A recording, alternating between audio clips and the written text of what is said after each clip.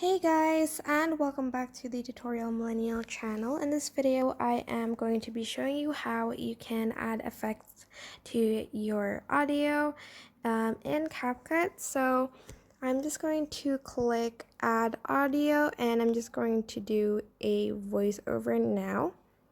Hello, I am just testing this out. And then I'm just going to press the camera button. Obviously, you can use any sounds you want, but this is what I chose, I guess. I'm just going to now click on the voiceover, and as you can see, there's the voice effects. So I can choose between these four effects. There's this deep one. Hello, I am just testing this out.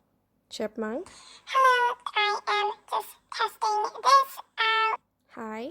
Hello, I am just testing this out. And low. Hello, I am just testing this out. And that's basically it. That's how you can add effects to your voice or audio in CapCut. I hope this video was helpful. Don't forget to like, comment, share, and also subscribe to this channel if you haven't done that.